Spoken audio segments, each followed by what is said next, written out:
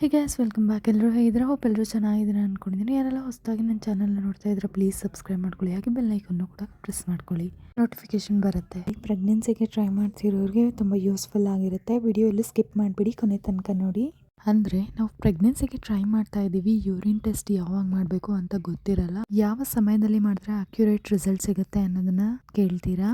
So ಅದಕ್ಕೆ ಇವತ್ತು scientific ಆಗಿರುವಂತ ವಿಷಯವನ್ನ ನಾನು ತಿಳಿಸ್ತಾ ಇದ್ದೀನಿ. ಸೊ ಒನ್ಸ್ ನಿಮ್ಗೆ ಓವಲೇಷನ್ ಆಗಿ ಫರ್ಟಿಲೈಸೇಷನ್ ಆಗಿದೆ ಅಂತ ಹೇಳಿದ್ರೆ ಆ ಸಮಯದಲ್ಲಿ ನಿಮ್ಗೆ ಬೀಟಾ HCG ಅನ್ನೋ ಹಾರ್ಮೋನ್ ಪ್ರೊಡ್ಯೂಸ್ ಆಗುತ್ತೆ. ಹಾಗೆ ಹಾರ್ಮೋನ್ ಕೂಡ ಚೆನ್ನಾಗಿ ಗ್ರೋತ್ ಆಗ್ತಾ ಇರುತ್ತೆ. ಅವಾಗ ಸೆಲ್ಸ್ ಗಳು ಉತ್ಪತ್ತಿ ಆಗ್ತಾ ಆಗ್ತಾ ನಿಮ್ಗೆ ಈ ಹಾರ್ಮೋನ್ಸ್ ನಿಮ್ಗೆ ಯೂರಿನ್ ಅಲ್ಲಿ ಅರ್ಲಿ ಮಾರ್ನಿಂಗ್ ಅಂದ್ರೆ ಬೆಳಗ್ಗೆ ಒಂದು 5 ಗಂಟೆ ಹಾಗೆ ಎದ್ದೇಳ್ತಿರಲ್ಲ, ಆಗ ನೀವು ಮಾಡುವಂತ ಯೂರಿನ್ ಅಲ್ಲಿ ಹೆಚ್ಚಿನ ಪ್ರಮಾಣದಲ್ಲಿ ಇರುತ್ತೆ. ಸೊ ಆ ಸಮಯದಲ್ಲಿ ನೀವು ಏನು ಮಾಡಬೇಕು ಅಂತ ಹೇಳಿದ್ರೆ ನಿಮ್ಮ ಒಂದು ಪ್ರೆಗ್ನೆನ್ಸಿ ಕಿಟ್ ಇರುತ್ತಲ್ಲ ಅದನ್ನ ತಗೊಂಡು ಟೆಸ್ಟನ್ನು ಮಾಡಬೇಕಾಗುತ್ತೆ.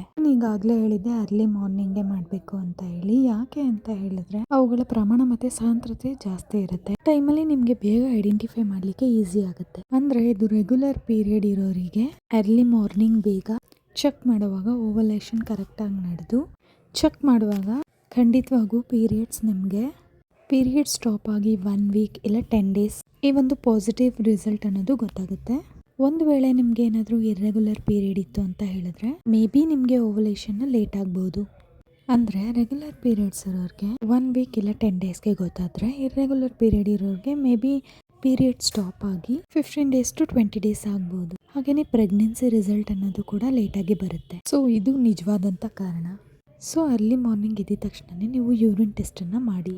ಆಗ ಈ ಒಂದು HCG ಹಾರ್ಮೋನ್ಸ್ ಏನಿರುತ್ತೆ ಅದರ ಪ್ರಮಾಣ ನಿಮಗೆ ಯೂರಿನಲ್ಲಿ ಕ್ಲಿಯರ್ ಆಗಿ ಐಡೆಂಟಿಫೈ ಆಗುತ್ತೆ. ಸೊ ನಿಮಗೆ ಪಾಸಿಟಿವ್ ರಿಸಲ್ಟ್ ಅನ್ನೋದು ಗೊತ್ತಾಗುತ್ತೆ.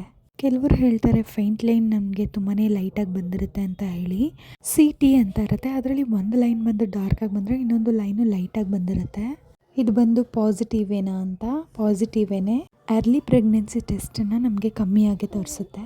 ಇನ್ನು ಒಂದು 10 ಡೇಸ್ ಬಿಟ್ಟು ನೋಡಿದ್ರೆ ಡಾರ್ಕ್ ಆಗಿ ಗೊತ್ತಾಗಿರುತ್ತೆ. ನಿಮಗೆ 2 ಲೈನ್ ಬಂದಿದೆ ಅಂತ ಹೇಳಿದ್ರೆ ಅದು ಡಾರ್ಕ್ ಆಗಿರ್ಬೋದು, ಲೈಟ್ ಆಗಿರ್ಬೋದು.